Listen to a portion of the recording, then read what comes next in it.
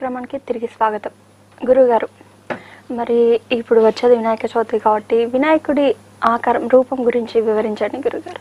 వినాయకుడి యొక్క ఆవిర్భావం చాలా విశేషమైనటువంటి శక్తివంతమైనటువంటి రూప సంపన్నం. గణపతి యొక్క శక్తి చాలా అపారమైందండి. మనం ఈ నవరాత్రులలో ఖచ్చితంగా గణపతి ఆరాధన అనేది అత్యంత విశేషమైన ఫలితాలు ఇచ్చేది. గురుగారు కాలర్ తర్వాత. హలో హలో హలో, నమస్కారం అండి. నమస్కారం మేడం. మీ పేరు? నా పేరు విష్ణు అండి. విష్ణు గారు ఎక్కడి నుండి కాల్ చేస్తున్నారు? హైదరాబాద్ అండి. ఓకే అండి, విష్ణు గారు ఏం తెలుసుకోవాలనుకుంటున్నారు? ఎవరి గురించి తెలుసుకోవాలనుకుంటున్నారు? నా గురించే తెలుసుకోవాలని కాల్ చేశాను.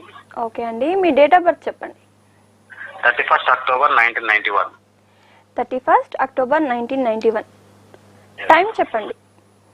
నైట్ 10:10కి. నైట్ 10:10. Yes madam.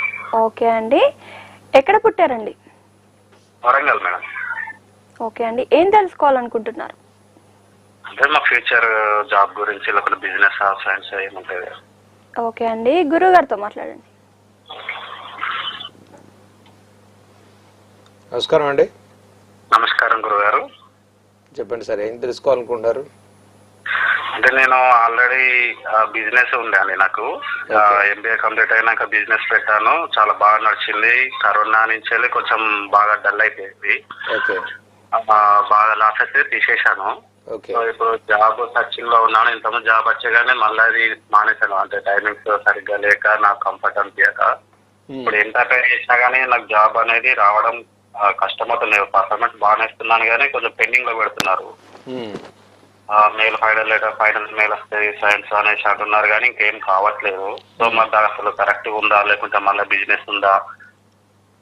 మీ జన్మజాతక రీత్యా అండి, మీది మిథున లగ్నం అయింది. దుష్స్వభావ లగ్నం అంటారు. ఈ లగ్నానికి కాలసర్ప దోషం ఉంది.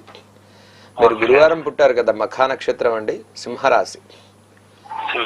సింహరాశి మఖా నక్షత్రం, మిథున లగ్నం. ఈ లగ్నానికి శుక్రుడు యోగిస్తారు. మీకు గురు శుక్ర చంద్రులు 3 గ్రహాలు 3వ స్థానం అంటే విపత్తు మధ్యమ స్థానంలో పడ్డాయి.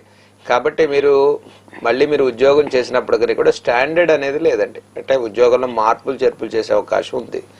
ఫ్యూచర్లో మళ్ళీ మీరు జాబ్ చేసుకోవడం బిజినెస్ చేయడానికి ఎక్కువ అవకాశాలు కనిపిస్తున్నాయి. 2027 తర్వాత మీకు అంత టైం చాలా అనుకూలంగా సెటరేట్ అవుతుంది. మంచి యోగాలు ఉన్నాయి. మీరు ఒక్కసారి కాళేశ్వరం కానీ శ్రీకాళహస్తిలో కానీ రాహుకేతు పూజ చేయించండి. ఈ లగ్నంలో సర్పదోషం, అష్టమ శని ప్రభావం. ఇప్పుడు సింహరాశి వాళ్ళకు కూడా అష్టమ రాహు, సప్తమ శని ప్రభావం ఎక్కువ ఇబ్బంది పెడుతుంది. ప్రతి ప్రయత్నంలో డిలే అవ్వటం అండి. చాలా ఖర్చులు అనవసరంగా పెరుగుతుంటాయి. మీరు దూర ప్రయాణం కానీ శ్రమ ఎక్కువగా ఉంటుంది. మనం అనుకున్న పనులన్నీ కూడా బాగా ఆలస్యం అవుతుంటాయి. దీన్ని అధిగమించడానికి మీరు ఒక్కసారి రాహుకేతు పూజ ప్రతి శనివారం నవగ్రహాలకు చక్కగా ప్రదక్షిణం చేయండి. కొబ్బరికాయ కొట్టండి. శివాలయంలో ఒక అభిషేకం చేయించుకోండి. చాలా మంచి ఫలితాలు కలుగుతాయి. ఈ నవంబర్కి మీకు ఉద్యోగపరమైనటువంటి అవకాశాలు కనిపిస్తూ ఉన్నాయి. నవంబర్లోపు మీకు జాబ్ వచ్చినా చక్కగా కొంతకాలం మీరు చేసుకోవచ్చు. 2027 తర్వాత మంచి మీ జాతకాల్లో స్థిరత్వం అనేది అంటే 2027 తర్వాత మంచి అభివృద్ధి కనిపిస్తుంది. అప్పటి వరకు మనం ఈ పరిహారాలు అవి చేసి మంచి డైమండ్ పెట్టుకోండి. ఒక 35 సెంట్స్ చూపుడు వేలికి. శుక్రవారం చాలా మంచిది. శుక్రబలం కోసం పరిహారం చేయండి. ఉద్యోగంలో స్థిరత్వం లేదు కానీ కొంతకాలం మీరు చేసుకోవచ్చు, అదేమి తప్పు కాదు. మీ జన్మజాతకంలో దుస్వభావ లగ్నం, మీ రాశి ఏదైతే స్థిర రాశి ఉందో మీ అభిప్రాయాలు చాలా స్ట్రాంగ్గా ఉన్నాయి కాబట్టి మీకు దైవబలం అనుకూలంగా ఉంటుంది. మీ ప్రయత్నాలు చక్కగా చేసుకోండి, పాజిటివ్గానే ఉంటుంది. ఇది మన డైమండ్ అన్నారు. ఏం డైమండ్? డైమండ్ ఒకటే ఉంటుందండి. డైమండ్ రత్నం, మంచి రత్నం. 35 సెంట్స్ పైన పెట్టుకోవాలి. కుడి చేతి చూపుడు వెలుగు పెట్టుకోండి. శుక్రవారం రోజు అభిషేకం చేసి పెట్టుకోండి, మంచి ఫలితాలు కలుగుతాయి.